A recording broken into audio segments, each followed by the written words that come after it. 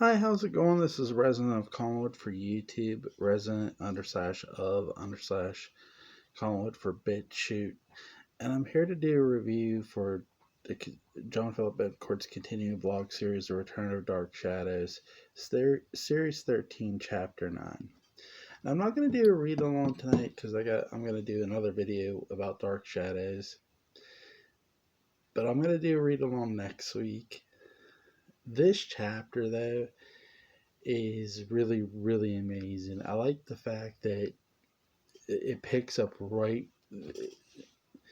John's chapters pick up right where his previous chapter left off. And what he does is we have Lucas Granger. He's exploring the great house, and he's looking for answers, secrets, if you will. And he finds a plenty. He already has sort of had an encounter with Josette's ghost, and he has an encounter with, well, Roger Collins' ghost now. And upon having this encounter, he finds a ledger in Roger's study, if you will, and finding the fact that David killed Bo.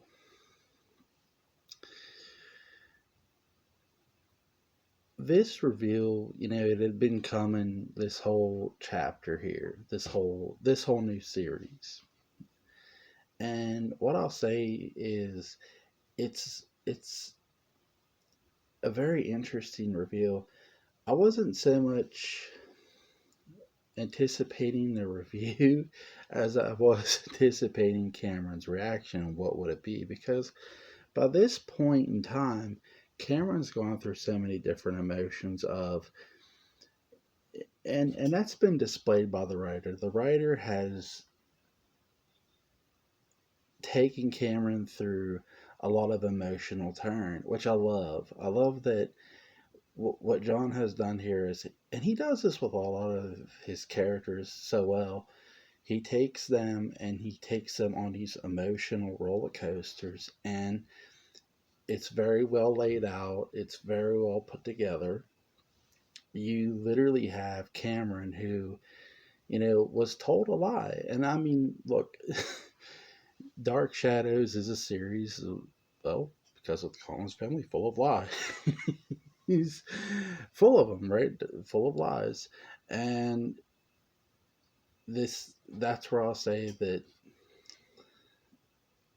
Cameron, who has been told a lie by his Aunt Noelle that both his parents were dead. I sort of touched upon this in my previous review.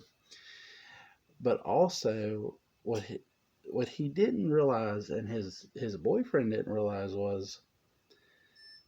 is that he was a Collins. Now, when he finds out from his Aunt Noelle, he tells his boyfriend, who actually has been investigating the Collins family because he's a paranormal investigator, Lucas Granger, who we met some time ago, I think 2 series ago, if I'm not mistaken, um, as a much older paranormal investigation.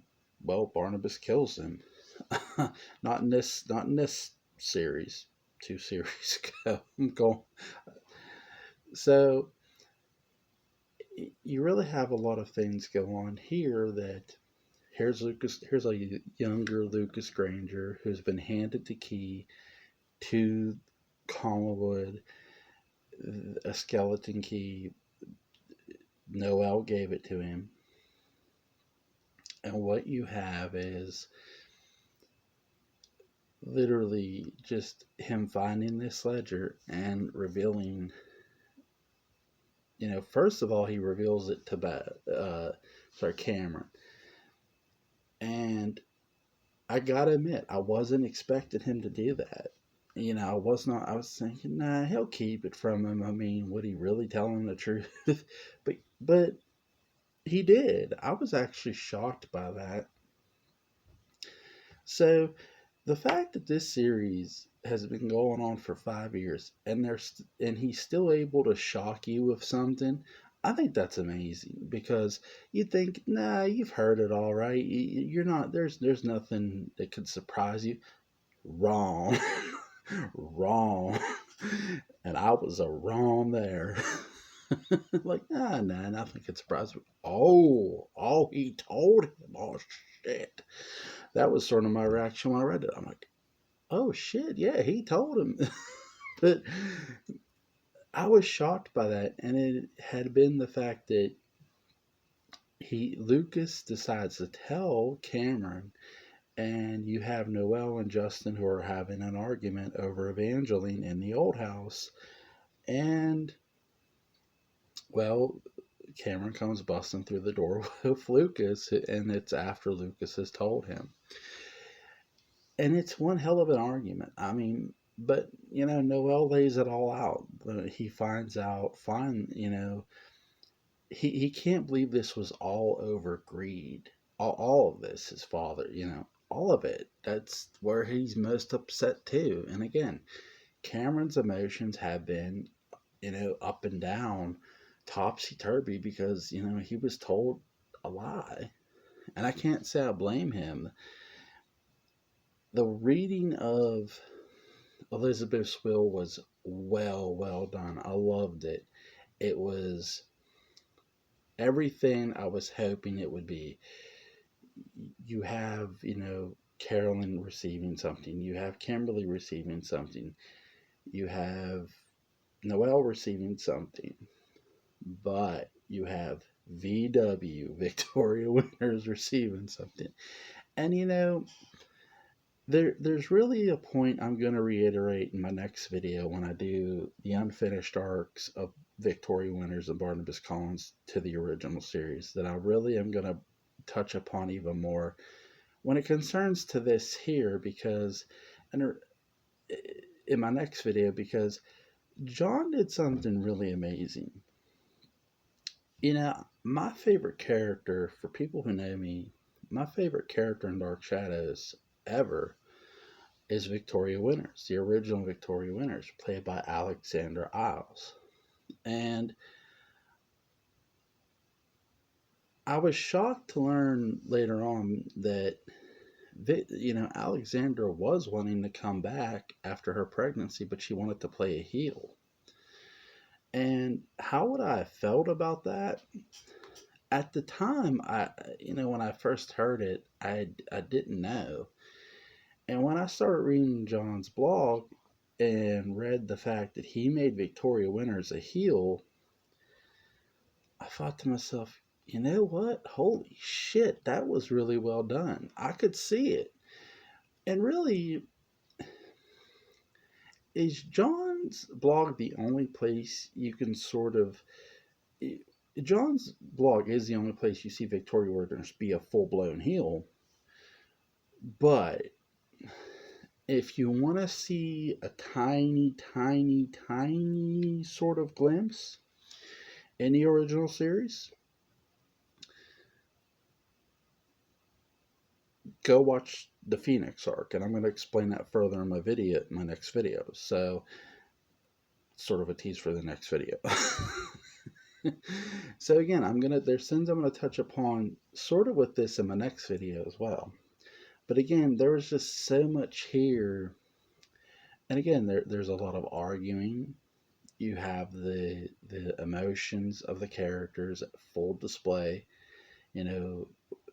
Elizabeth's will reading.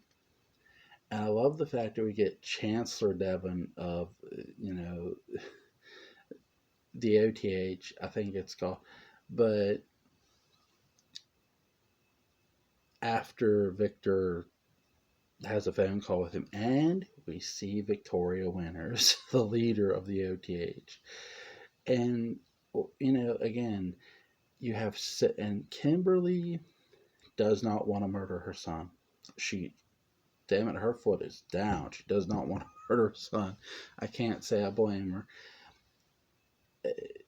Is Kimberly evil? I don't know. Brainwashed characters are always so tricky to say, oh, that person's evil or good. Brainwashed characters to me are always flip-floppy, because one minute they believe they're a lot like spies. when a spy betrays their own kind, you sort of have to worry about them betraying you too, because, well, that's what a spy does. And that's, to me, what a brainwashed person is. It's the equivalent of a spy. Again, that's my opinion of it. That's my viewing of it. You don't have to have the same view as me, obviously. And please don't. Have your own take of it. Um, Again, but the writer, John Philip Bencourt, does such an amazing job with these characters. I can't say enough great things about this. This has been just an amazing series, and it's not over yet. But when I read this, I'm like, I wasn't expecting really much of a surprise until I'm like, oh shit, Luke Granger. He told him. He told Carol, like, and that surprised me. Very, very nice gut punch moment. Like, uh, but I wasn't. Okay. Okay. Well played. Well played. Like a magician. Well played. Sleight of hand. Noel's death.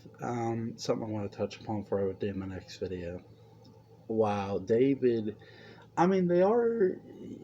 Again, David is going to Wincliffe, so by hook or by crook, and I think that's really where they are. He is pushing this too, because David did go to Wincliffe in John's story, so I definitely think Noel's death will be the catalyst for him going. I mean, come on, that's two deaths now. He's definitely affiliated with, and Carolyn seeing this one.